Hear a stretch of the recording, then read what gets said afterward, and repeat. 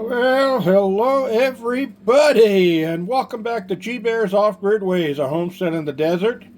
And today we're going to get a recipe on the new playlist for Cooking with Bear, Cooking with G Bear. Anyway, yeah, those are chicken, not bear. All right, and bear's not chicken. Anyway, tonight I'm going to do barbecued garlic chicken quarters, leg quarters. I have two here. I always do two because sometimes I just get a little bit extra hungry and I'll eat the second one at supper. But otherwise, I put that one in the refrigerator in a Ziploc bag, and it's great for a quick lunch tomorrow or whatever. If I'm going to go out doing some prospecting and exploring in the desert, I just toss it in the van with me and I take it out there so I have something to munch on while I'm out there. All right, so this is a pretty easy recipe, and I'm going to show you how to put it together right now, and then we'll talk about barbecues. All right, so let's get with it. The corn is also going to go on the barbecue, and now I'll explain how to do that also. So here, garlic salt, ground paprika, black pepper, and poultry seasoning. Those are the four items I use to do this recipe. Now, I've turned these over to the bottom sides, as you can see, and then straightened out the flap of skin that usually is just crumbled up on the bottom on both of these. They usually have them just all crumbled like that on the bottom. So I spread them out over the top here, because I don't want to dry the meat out while I'm cooking, and because there's salt in garlic salt, it will take the moisture out of it. I want them to stay a little bit on the juicy side. All right, so first thing we're going to do is we're going to start with the garlic salt. Now, I use this from Smart and Final. You can use any brand that you want.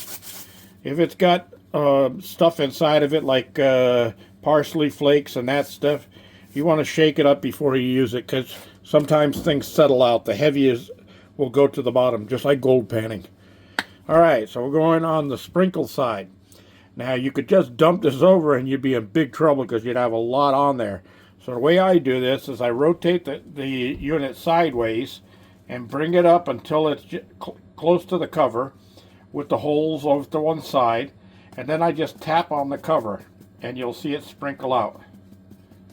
Okay, so I can control how much I want, and it doesn't take a hard tap, it's just a light tap. And I cover a pretty decent covering with garlic salt.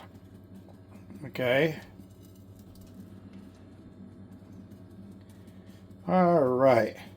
Now, so I don't have to bring that back up again, I just tilt it back just a little bit and I lay it down. So it's all ready when I do the other side of the chicken. Now we're going to do the same thing with the ground paprika. And you can use any paprika you want, a Hungarian or whatever. All right, we're going to do the same thing. And we're going to put a light coating of paprika across this bottom side. And go all the way up to the end of the drumstick. And I do this on a plate because I'm going to have to carry it out to the barbecue. When I get out there, I'll bring the plate back in, and like everything else, whenever you're working with chicken, make sure that you wash all of your utensils, plates, hands, everything before you move on to the next thing. Okay, so I accidentally stood this one back up. I just laid it back down, and we'll lay that over here. Now we're going to take some black pepper. I keep my black pepper and coarse salt in little tubs like this. They're called pinch bowls, and they make it easy. Pinch some and sprinkle it over the edge. Now you can use a pepper grinder or anything else that you have to be able to do that. You could use a salt shaker or a pepper shaker. Of course, you're not going to use salt because you already have that in the garlic salt. Now we're going to use poultry seasoning. again on the side with the sprinkle holes, and the same thing as before, we're going to tap it and just get a light coating of poultry seasoning over everything. All right, now I'm going to set that over there. That one's an easy one to work with. All right, so now I have to flip these over. So I usually use these tongs to do that. Oops, I just dropped them, but I'm going to use my fingers this time. I got this paper towel here so that I can dry my fingers after I turn them over. Okay, so we're going to flip that one over and flip that one over. And it's nice when you work with the opposite legs, two opposite legs, and not the two of the same side legs, because this way, when you flip them over, you can adjust them like that on the table. All right, garlic salt.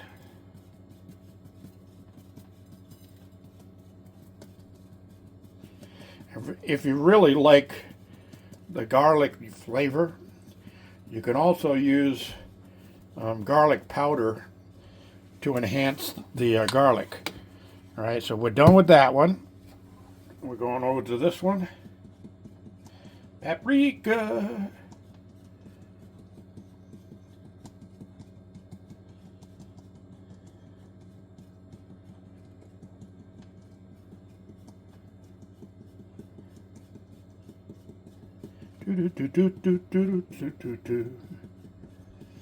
I'm tapping into my culinary skills. Tapping. All right. And black pepper next.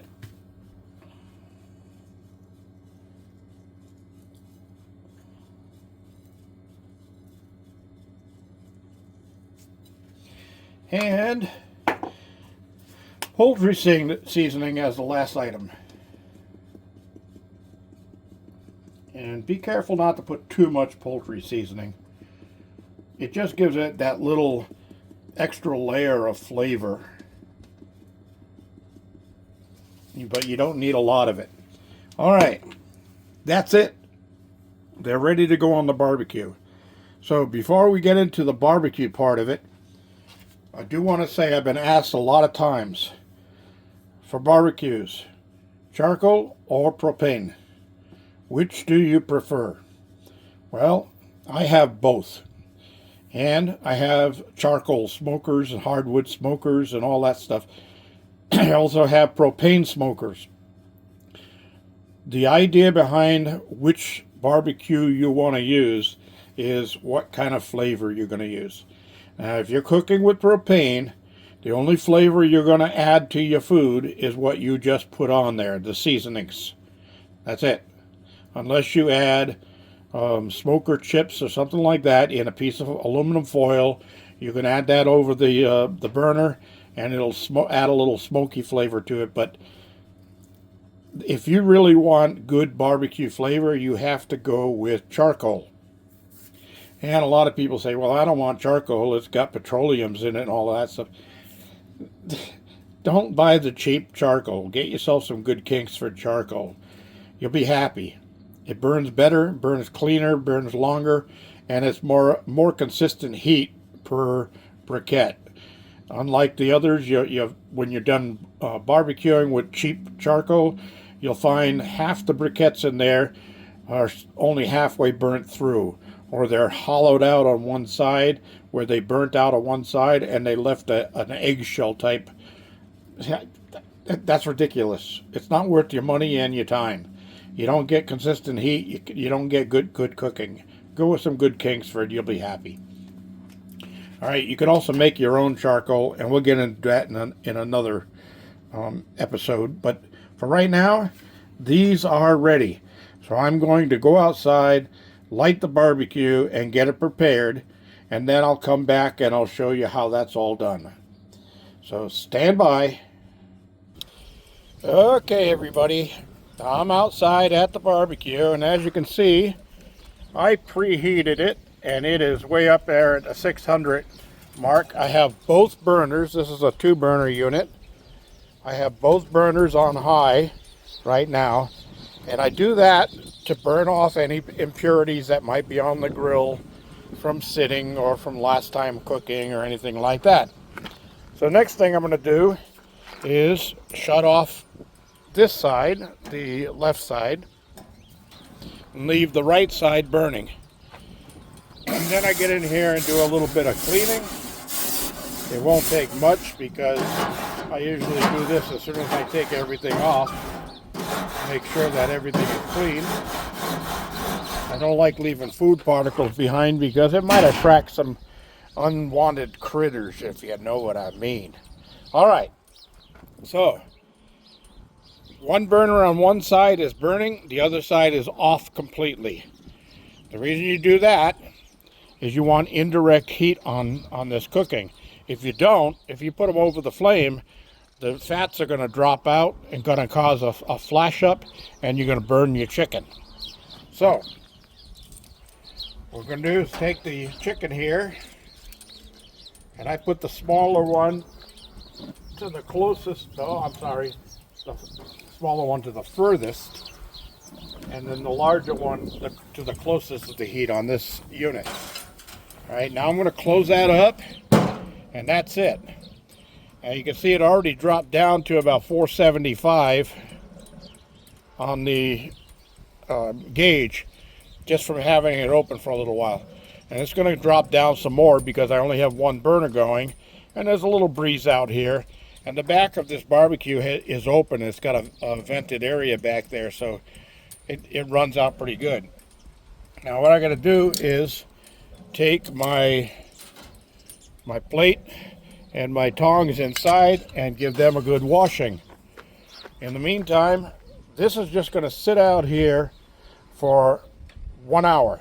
Now, that time may vary with your barbecue. This is a Home Depot brand Nexgrill barbecue, and it's a pretty decent little unit. It's not top of the line. It's a cheapo barbecue because I don't have money, so I buy the cheap stuff. But I also use a Weber kettle for other types of cooking, and that comes in handy. So that would be charcoal over there. This is my propane over here. Propane, like I said, it's just like working on a stove inside. You just set it and forget it. I'm going to leave that just sitting there like it is, and I'm going to come back in about 1 hour. Now it's 6 p.m. right now, so that's going to be 7 p.m. when I come back out here. But I'll be out here probably 15 or 10 to 15 minutes early, just to make sure that everything is going fine. Now before I cut off on this section and come back into the next one, I want to let you know that one other thing that I'm going to do is the corn. For the half hour of cooking, the corn, the ear corn, just like it is, with the husk on it. Now I did peel off the outer leaves of the husk. That's where everybody's hands were touching in the supermarket and that stuff. Peel off just the outer part of the husk. Leave the rest of it intact. Silk it all, okay? That's going to go on this side right above the flames a half an hour before the chicken is ready, okay? And then I'll come out and turn it 2 or 3 times for that last half hour just to get it cooking evenly on all sides. Now, don't worry if the husk burns, turns black, just peels off. Don't worry about it. When it's done, you just grab a hold of the stem side of it with one hand, you grab a hold of the silk side with the other hand, you just pull down, and it comes off clean. No silk left behind, and steamed in its own juices. Delicious corn on the cob. All right, so for right now, we're not going to stand out here for the next 45 minutes and watch this. We're going to pause this and come back. All right, we're back out here, and it's time for the corn to go on. So as you can see, all I did was peel off a few of the outer leaves of it, so I got a nice clean ear of corn. No washing, don't add any water, oils, or anything like that to it, just like it is. I'm going to place that right on the hot flame right there and just let it sit for a little while. In the meantime, the chicken looks like it's doing really well. You can see it's dripping down there. Now, if there was flame under there, that would be flashing up and burning the chicken. But look at how good it looks right now. Really, really good. So the chicken will be ready in about 15 minutes. But the corn might take 20. If necessary, I take the chicken off first and then come back out for the corn. In the meantime, we're going to pause again. All right, everybody. Final segment of this episode. And I'm about to open the barbecue and shut it down and get my stuff out. So let's see how things turned out here. Oh, yeah. That's what I'm talking about. Yeah, I'm sorry it's a little dark, but that's about it. So let me shut this down. Cut off the propane. And we'll take the chicken first on the plate. Just peachy dandy. Got a little room there on the plate for the corn. And I'll set those off to one side there. And this is how we do it. So it's a little hot, so you might want to wear gloves when you do it. I've been doing it a lot of years. But you just grab it and pull it down, and look how clean that is. Hey, pull it down the other side, and all of the silk is gone. That's it. So now I just snap it off like that. Put that on the plate.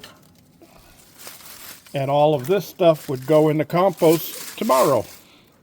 In the meantime, it'll stay right there. All right, everybody. I'm going to get this edited together and uploaded. And I'm going to enjoy my supper. Thanks for joining me. This is G Bear signing off.